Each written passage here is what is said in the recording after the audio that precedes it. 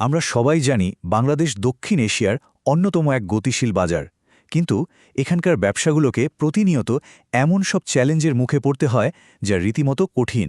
তো প্রশ্নটা হলো, এই জটিল পরিস্থিতিতে বিজনেস মেন্টরশিপ কি আসলেই একটা গেম চেঞ্জার হতে পারে? চলুন এই ব্যাপারটা নিয়ে আজ একটু গভীরে যাওয়া যায়। প্রথমেই কিছু কঠিন বাস্তবতার দিকে তাকায়। বাংলাদেশে স্টার্টআপ ফান্ডিং দেখুন, ২০২৩ সালে যেখানে ছিল $৭২ মিলিয়ন, ২০২৪-এ সেটা নেমে এসেছে $৪১.৩ মিলিয়ন, মানে প্রায় অর্ধেক। এই সোজা মানে হল বিনিয়োগকারীরা এখন আর শুধু দারুণ আইডিয়া খুঁজছেন না, তারা খুঁজছেন এমন নেতৃত্ব যারা ওই আইডিয়াটাকে একটা টেকসই ব্যবসায় রূপ দিতে পারবে। আর এখানেই কিন্তু অভিজ্ঞতার দাম সবচেয়ে বেশি। আর এই পরিস্থিতিটাই আমাদের একটা জরুরি কথা মনে করিয়ে দেয়। ব্যবসার গ্রোথ বা প্রবৃদ্ধি কিন্তু এমনি এমনি হয় না। এটা একটা পরিকল্পিত গোছানো প্রক্রিয়ার ফল। উন্নতি করতে হলে একটা কার্যকর কৌশল তো লাগবেই। আচ্ছা, প্রথমেই আসা যাক বাংলাদেশের গ্রোথ প্যারাডক্স বা প্রবৃদ্ধির বৈপরীত্যের দিকে। ব্যাপারটা বেশ অদ্ভুত, তাই না? একদিকে দেশের বাজার বড় হচ্ছে, নতুন নতুন সুযোগ তৈরি হচ্ছে, কিন্তু অন্যদিকে ব্যবসার প্রতিদিনকার কাজ চালানোই যেন এক বাধার গোলকধাঁধা।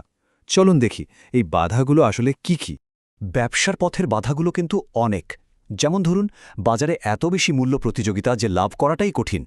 আবার কানুন ও নিয়মকানুন এত দ্রুত বদলায় যে স্থিরভাবে কোনো পরিকল্পনা করাই মুশকিল। এর সাথে তো অর্থায়নের সংকট, ভালো ও দক্ষ কর্মীর অভাব আর সাপ্লাই চেনের অস্থিরতা আছেই। সব মিলিয়ে ব্যবসায় টিকে থাকাটাই একটা বড় চ্যালেঞ্জ হয়ে দাঁড়ায়। বিশ্বব্যাংকের এই কথাটা কিন্তু অসাধারণ। ব্যবসার সাফল্য শুধু কাগজে কলমে লেখার নিয়মের উপর নির্ভর করে না, বরং সেই নিয়মগুলো বাস্তবে কিভাবে প্রয়োগ হচ্ছে সেটার উপর অনেক বেশি নির্ভর করে। মানে সোজা কথায়, কেতাবি কথার সাথে মাঠের বাস্তবতার যে একটা বিশাল ফারাক থাকে, সেটাই এখানে বলা হচ্ছে। তাহলে এই যে এত নতুন নতুন চ্যালেঞ্জ, এগুলো মোকাবেলার জন্য সমাধানটা কি? এখানেই বিজনেস মেন্টরশিপের ধারণাটা সামনে আসে। এটা বলতে পারেন এক নতুন ধরনের দিক নির্দেশনা, যা আজকের দিনের জটিল ব্যবসার জন্যই বিশেষভাবে তৈরি। তো বিজনেস মেন্টরশিপ জিনিসটা আসলে কি?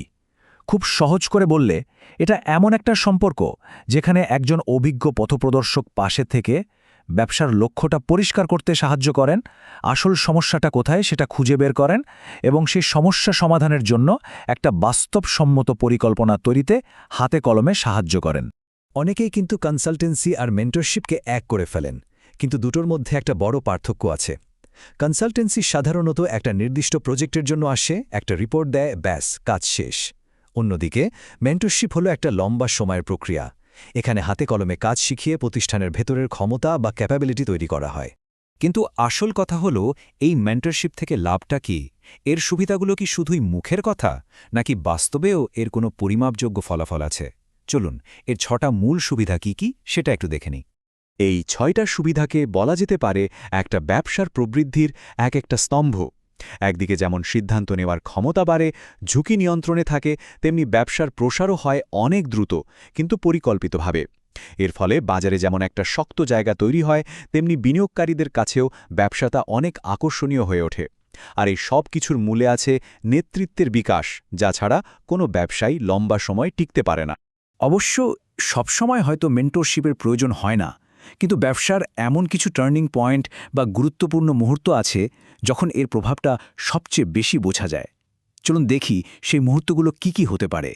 সাধারণত একটা ব্যবসা যখন একদম নতুন শুরু হচ্ছে বা আইনি কাঠামো পাচ্ছে, তখন একজন মেন্টরের খুব প্রয়োজন হয়।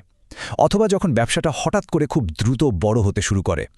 বিশেষ করে যখন কোনো প্রতিষ্ঠান বিদেশে পণ্য রপ্তানি বা নতুন কোনো দেশে ব্যবসা শুরু করার কথা ভাবে, তখন একজন অভিজ্ঞ মেন্টরের নির্দেশনা তো অমূল্য। মোট কথা, ব্যবসার প্রত্যেকটা গুরুত্বপূর্ণ বাঁকে একজন মেন্টর সঠিক পথটা দেখাতে পারে। এখন প্রশ্ন হলো, এই যে এত কথা বললাম, এই সমাধান বাস্তবে কারা দিচ্ছেন? বাংলাদেশে কিন্তু এই ক্ষেত্রে কিছু বিশেষজ্ঞ প্রতিষ্ঠান কাজ করছে, যারা তাদের বাস্তব অভিজ্ঞতা দিয়ে ব্যবসার পাশে দাঁড়াচ্ছে। তাদের মধ্যে একটি হল ট্রেড অ্যান্ড ইনভেস্টমেন্ট বাংলাদেশ, সংক্ষেপে T&IB। তাদের মূল মন্ত্রটা দেখুন: উদ্যোক্তাদের ক্ষমতায়ন, প্রবৃদ্ধিকে ত্বরান্বিত করা এবং বাংলাদেশকে বিশ্বের সাথে সংযুক্ত করা। এই একটা লাইনে কিন্তু তাদের পুরো কাজের দর্শনটা পরিষ্কার হয়ে যায়। এই উদ্যোগের পেছনে যিনি আছেন, তার পরিচয়টাও কিন্তু কম গুরুত্বপূর্ণ না। মোহাম্মদ জয়নাল আবেদিন। তিনি ট্রেড অ্যান্ড ইনভেস্টমেন্ট বাংলাদেশের প্রতিষ্ঠাতা হওয়ার পাশাপাশি ব্রাজিল বাংলাদেশ চেম্বার এবং ঢাকা চেম্বারের মতো গুরুত্বপূর্ণ প্রতিষ্ঠানেও নেতৃত্ব দিয়েছেন। তার এই বিশাল অভিজ্ঞতা আর নেটওয়ার্কই টিএনআইবিকে একটা বিশেষ মাত্রা দিয়েছে।